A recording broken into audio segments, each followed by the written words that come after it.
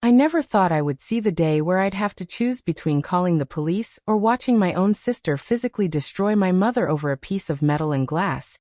But that's exactly where I found myself last Tuesday night. Imagine waking up to the sound of a blood-curdling scream, only to find your 20-year-old sister holding a kitchen knife over your mother's designer handbag, threatening to shred every single thing she owns unless she hands over the keys to a car we can't even afford. The look in my sister's eyes wasn't just anger. It was pure, unadulterated hatred for the woman who has spent every waking hour of the last 2 decades slaving away to give her a life of luxury. I had to tackle my own flesh and blood to the ground just to keep her from hurting our mom. And now, my family is calling me a monster for overreacting. Tell me, was I wrong for finally snapping and choosing to protect my mother over my own flesh and blood? Or would you have done the exact same thing if you saw your mother being treated like a servant in her own home? To understand the sheer gravity of this mess, we have to go back to the very beginning, long before the knives and the police reports. My sister, Chloe, was always the miracle baby. My parents had struggled for years to conceive her, and when she finally arrived, she wasn't just a daughter, she was a golden idol. My father, who was always a bit of a flighty man, ended up leaving us when Chloe was just 5. That departure left a gaping wound in our family, but while I handled it by trying to become the man of the house and helping my mom with chores, my mother handled it by trying to compensate for Chloe's lost father with material things. It started with small toys, then it moved to designer clothes in middle school, and by high school, Chloe didn't just ask for things, she demanded them as if they were her birthright. I remember working my first job at a local grocery store when I was 16, saving every penny for a beat-up used car, while Chloe, at the same age, threw a literal glass of water in my mother's face because her birthday gift was a silver necklace instead of the gold one she had seen on an influencer's page. I should have seen the red flags then.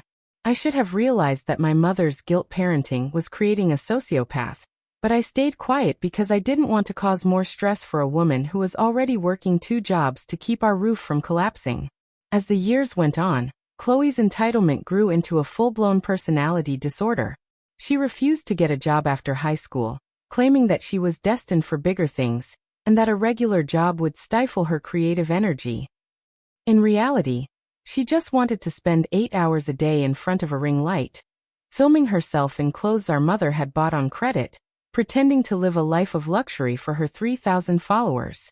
The tension in the house was like a thick fog you had to cut through every morning. I'd be in the kitchen making coffee before my corporate job, and I'd hear the muffled sounds of Chloe crying in her room. Not because she was sad, but because she was practicing her victim face for when she'd inevitably ask Mom for more money later that day. It was a calculated, daily performance of manipulation. My mom, bless her heart, was a shell of a person. She had lost all her hobbies, all her friends, and all her confidence because every conversation with Chloe was a minefield. If Mom mentioned that the grocery bill was too high, Chloe would accuse her of starving her, and bring up the fact that Dad left because the house was too negative. It was a low blow that worked every single time. One night, I found Mom sitting in the dark in the laundry room, just staring at a pile of Chloe's dry-clean-only clothes that cost more than our monthly utility bill. She looked at me and whispered, "I don't know who she is anymore."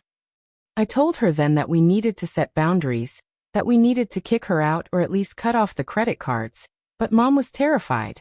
She was convinced that if she stopped the flow of money, Chloe would do something drastic to herself. She didn't realize that Chloe was already doing something drastic to us. The financial abuse was staggering. I started noticing that money was disappearing from my own hidden emergency fund. At first, I thought I was just miscounting, but then I found a receipt for a high-end hair salon in Chloe's trash can for $400. The exact amount missing from my drawer. When I confronted her, she didn't even deny it. She looked me dead in the eye and said, "You have a salary, I have nothing. It's called equity." I almost lost it right there, but Mom begged me not to make a scene because Chloe had a big photo shoot the next day. This cycle of theft and enablement continued for months, escalating with every pass. Chloe started borrowing Mom's jewelry and selling it to pawn shops to fund her aesthetic. When Mom finally noticed her wedding ring was missing, the only thing she had left from her marriage, Chloe told her she must have misplaced it, because she was getting old and senile. The gaslighting was so extreme that Mom actually went to a doctor to get checked for early onset dementia. When I found out, I took Chloe to a local pawn shop and threatened to call the cops unless she pointed out which shop she sold it to. We got the ring back, but the relationship was permanently fractured. Chloe started telling our extended family that I was physically abusive, and that Mom was neglecting her. We get calls from aunts and uncles in other states, lecturing us on how to treat the baby of the family. They didn't see the broken plates, they didn't hear the 2 a.m. screaming matches, and they certainly didn't see the credit card statements that were slowly drowning my mother in debt. It reached a boiling point when Chloe decided she needed a 2024 Mercedes to save her brand. She told Mom that if she didn't co-sign the loan, she would move out and never speak to us again. Mom, in a moment of rare strength, said no. She told her we simply didn't have the credit or the cash. That's when the knife incident happened. Chloe didn't just snap. She orchestrated a theatrical meltdown designed to break Mom's spirit once and for all. She started by smashing the family photos in the hallway, screaming that we were erasing her. When Mom tried to calm her down, Chloe grabbed a kitchen knife and held it over Mom's favorite vintage Chanel bag, the one thing Mom had saved for 20 years as a symbol of her hard work. "Give me the keys to the future, or I destroy your past," Chloe hissed. I was in the next room, and when I heard that, I didn't think twice. I tackled her. I felt her nails digging into my forearms, drawing blood, as she shrieked like a wounded animal. I managed to get the knife away and pin her down, but she was spitting on me, calling me every name in the book. I told Mom to call 911. She hesitated for what felt like an eternity, her finger hovering over the phone, tears streaming down her face. "Do it, Mom, or she's going to kill one of us eventually," I yelled. When the police arrived, the mask Chloe wore for the world finally shattered. She tried to tell the officers that I had attacked her for no reason, but the shattered glass, the knife on the floor, and the scratch marks on my face told a different story. They took her away in handcuffs, and for the first time in 15 years, the house was silent. But that silence wasn't peaceful, it was haunted. So that's the situation I was in, and I had to make a choice between keeping the peace and protecting what was left of my family. Before I tell you what happened next, the legal battles, the secret debts, and the final confrontation that changed everything, I want you to pause and comment below what you would have done in my shoes.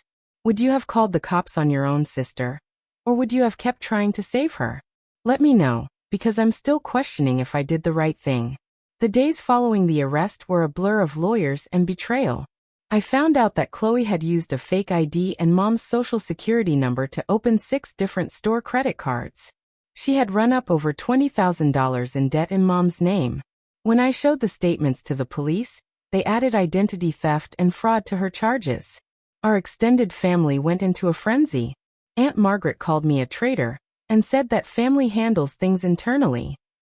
I told her that if she loved Chloe so much, she could pay off the $20,000. She hung up and hasn't spoken to us since. Mom wanted to drop the charges, but the state took over the domestic violence and fraud case. Chloe spent 2 weeks in county jail, and when she got out on bail, paid for by a friend, who clearly didn't know the real her, she didn't come home. She went on a social media rampage, posting tell-all videos about our abusive household. She gained 10,000 followers overnight because people love a tragedy, even a fake one. I had to hire a private investigator to track her down, because she had taken Mom's spare car keys before she was arrested. We found the car abandoned in a parking lot 3 cities away, filled with fast food trash and stolen clothes. My mother was a ghost of her former self. She stopped eating, stopped sleeping, and just sat by the window, waiting for a daughter who wasn't coming back. I realized that to save my mother, I had to get her out of that house. We sold everything. We had a garage sale where we sold the very items Chloe had fought over. We moved to a small apartment in a city where no one knew us. I changed our phone numbers and blocked Chloe on every platform. But Chloe wasn't done.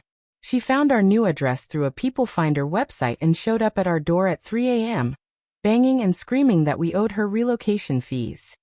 I didn't open the door.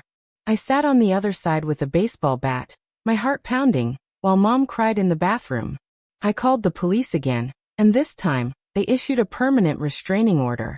The final blow came when we discovered Chloe had tried to sell Mom's life insurance policy by forging her signature.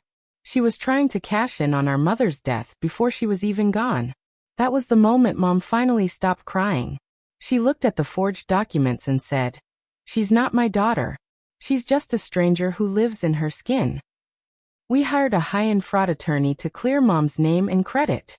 It took a year and every cent of our savings, but we did it. Today, Chloe is out there somewhere, likely running the same scam on someone else. We hear rumors that she's moved in with an older man she met online, telling him she's a disinherited heiress. We don't care anymore.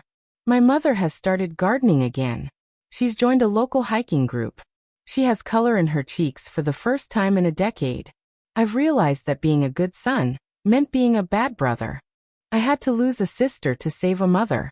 It's a trade I'd make 1,000 times over, even if the rest of the world thinks I'm the villain. The moral of this long, painful journey is that blood might make you related, but it doesn't make you family. Family is built on respect, safety, and love, none of which Chloe ever offered. If you are sitting in a house right now where the walls are shaking from someone else's entitlement, please, don't wait for the knife. Get out while you still have a soul to save. Like this video if you believe that protecting your parents is a sacred duty, even when it's hard. Subscribe for more long-form stories about the dark side of family and the long road to recovery. Share your final thoughts on this whole mess in the comments section. Did I go too far, or did I not go far enough? I'll see you all in the next story.